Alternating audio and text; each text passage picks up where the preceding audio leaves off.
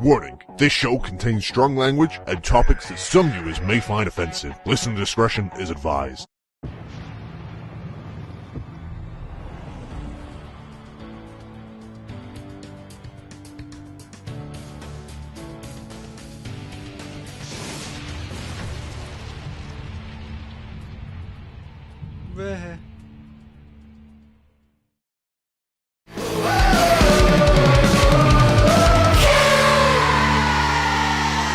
Hello campers and welcome to another edition of Camp WWE Review. I am Andy Quan and with me, well I'm not always here, so with me at this time is Liam Dunn. Of course, yes, we kicked this off together. It's only fitting that we come back for the last couple of episodes. As far as we're aware, it's the last couple of episodes, but it's episode 4, I believe, that we've just watched, which... So let's give it a bit of a rundown of the plot, and let's not spend 7 minutes explaining it this time, Andrew. Let's kind of just condense it. Yes. That's a reference to episode 2 for anyone who's interested in checking out our other reviews. So basically, the plot of this revolved around Triple H wanting to take Stephanie McMahon out on a date. And Steph was like, yeah, you can do that, but first you have to ask permission from my dad, and he will say whether you can or not. So Triple H then subsequently takes Vince McMahon out on a date, and he weirdly falls in love with Vince. It's a bit weird. And then the side story was that John Cena baked a cake, and Mark Henry ate the entire cake, and then he had a food baby, and then they started acting like a married couple over the birth of the food baby, which was basically just Mark Henry having a shit. Yeah, it was basically, the plot line was dating and shit. Dating and shitting, which kind of is a very similar thing. It was actually quite smart. They're quite intertwined. So it was very smart of the writers. So I want to hear Andy's thoughts, because I think he's been a little bit... he hasn't been quite as happy with this episode by the sounds of it. So what is your thoughts on the episode? It was about shit. I mean, the dating bit with Hunter was funny, right. But then it's just like, what the fuck? So why are the Bella twins watching about this dude that really needs to take a shit but he can't because he's really constant? Maybe this is just me thinking a bit too in depth with it, but to me it was kind of a knock on Total Divas, like how we look at their lives and how it's, the whole thing about John Cena and Mark Henry, it was basically a parody of a relationship and pregnancy. And we both know that Nikki wants to be pregnant, Brie wants to be pregnant, and Total Divas is about their relationship with their husbands and boyfriend. Not respectively, I got it mixed the wrong way around there, but you know what I mean. So it's kind of like the roles are reversed. They're not the subjects, they're the viewers. That's to me what it was. Right. Maybe I'm thinking too in depth. Maybe there's a joke there that I just didn't get, and I'm trying to put a bit more intelligence behind it than what is actually there. But that's what I took away from it. I thought it was kind of just a role reversal of Total Divas. Because don't forget, also in the last thing, Paige also started getting involved. The only one that didn't make sense was that Undertaker started watching, which was a bit weird. Yeah, I don't quite get that. But I don't know. It just has Mark Henry appeared so far? He made an appearance with a sex doll and Ric Flair. I didn't see that one. Ah, right. Well, there you go. Well, I don't know. It's just a bit. I don't know. It's about poo. So you weren't quite happy on it. You weren't very positive. No. You see, the Vince stuff was great because it was just like 10,000 points to me, and it was just like. I gotta say, for me, after watching last week's episode, I obviously had Janie with me as well, and we both watched it, and I was very, very critical on the last episode. I said that it was the worst they had produced. There was no funny moments. Didn't enjoy a single moment of it. I found it boring. And then this episode came along. So obviously after the third episode, my expectations were really, really low now. And maybe because it was so low, I really actually enjoyed this episode. Like, I found it legitimately funny. For me, there was... Vince, once again, steals the show. He's the soul of this entire series. Like, without Vince, the show would not be what it is. I mean, think Sergeant Slaughter had a good showing in this. Like, it's just like, I did that in Korea. Or like, no, he's like, I met someone in Vietnam. no. I told them how much... I'll tell you why. There's two specific moments as to why I love Vince McMahon in this show, right? And this episode sums it up perfectly. So obviously Triple H is trying to woo Stephanie, and Vince is like, right, you've got to take me out on a date and got to practice so I can see if you're good for Stephanie.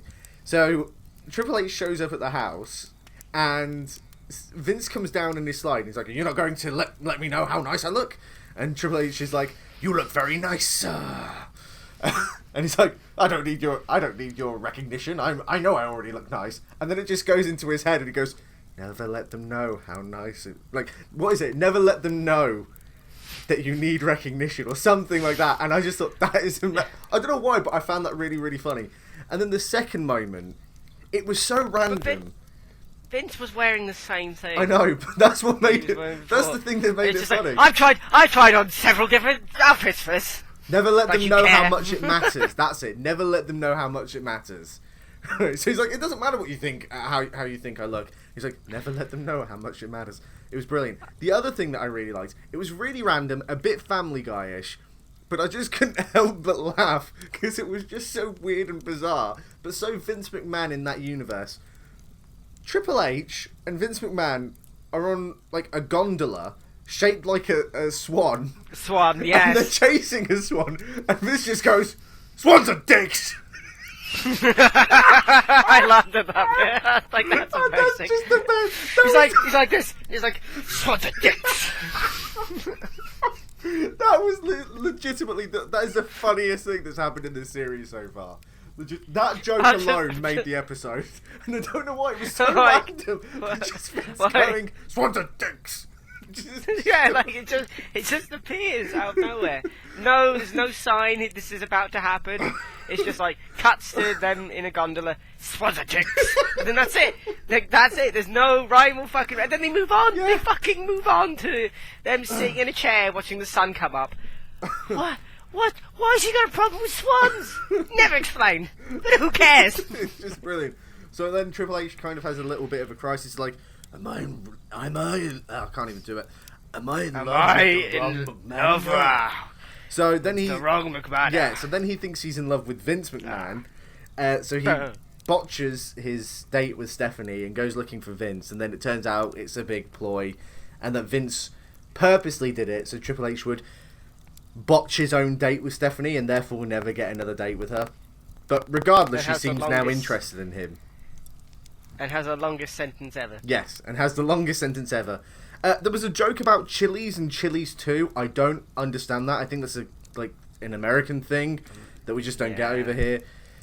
We don't have Chili's, so I don't even know what the point of a Chili's 2 is. But overall... Is it to get around copyright? I don't know. But overall, I actually, after having such a lackluster episode, I genuinely feel this was the funniest episode for me. I think the Rock one's funnier. See, I thought it was okay. I thought episode 1 was better. Right now, if I had to put them in an order, I'd put episode 4, 1, 2, 3. That would be my order of good to bad. I have to still watch 3, but yeah. I really, really disliked it. If you want to know why, there's the review on the channel. Go and look at it. Explains everything as to why me and Janie didn't like the show. But this one was legitimately funny. There was some genuinely good moments. There was no Ric Flair, which I was okay with. Yes. I think, because the other thing as well is that I found that some of the editing in the show has been really bad in terms of the voice acting, how the editing of the voices being put together has been really bad. I felt that was much better. Vince just seems naturally fit for that role and for this medium in a way. Like I said, he is the soul of the show, and it wouldn't be what it is without him. The side story about Cena and Mark Henry was okay. It's about poo. Yeah, but to me, it doesn't bother me. Like, I like South Park, and they have talking poo. Like, it doesn't really bother me that much. Yeah, I know, but you can only do so much with poo. No, the thing is, That's not a quote for AndrewCon 2016, alright? That's not a thing we're doing. There's only so much you can do with poo. But the more you know. The thing is, it was more South Parky, and South Park's funnier with it when it comes to the toilet humor. All this was basically just Cena and Henry acting like a married couple, and it was fine. It showed once again how much of a pussy, I guess, for lack of a better word, quoting Triple H on the show, that John Cena is. Again, he was just trying to be the supportive husband, I guess, for lack of a better wording. But it was okay. I mean, it wasn't that funny, but it didn't detract anything from the show. Do you know what I mean? Yeah, it's just there. It was just there, exactly. It was just there. It was fine. It helped fill out the 22 minutes. But overall, I thought this was a genuinely funny episode. I think it's the funniest that they've produced. I hope they don't cock it up with episode 5. That's all I can say. Like, I really, really... What is episode 5, Liam? The next episode is episode 5, obviously, because this was episode 4. Family McMahon. That's how numbers work. Yep. Stone Cold Steve Austin pranks drive Mr. McMahon. I think WWE's got that wrong. Someone in their grammar it doesn't really... Yeah. I shouldn't talk, really. Mr. McMahon to quit while Nikki Bella must refine Bray Wyatt so he doesn't ruin the annual Camp WWE dance. They've been lying to you, man. So that's what episode 5 is. They've only released synopsis for 5 episodes. We might get more, we don't know. They haven't said and came out saying that there's only 5 episodes. There could be more episodes, we don't know at this point, but we do know there's a minimum of 5. The 5th episode, of course, is next week. So join us for that one, won't you? And we'll give you our final thoughts on the series as a whole. Yes, we'll do that. So, I have been Andy Clark. I have been Liam Dunn. Bye. Bye.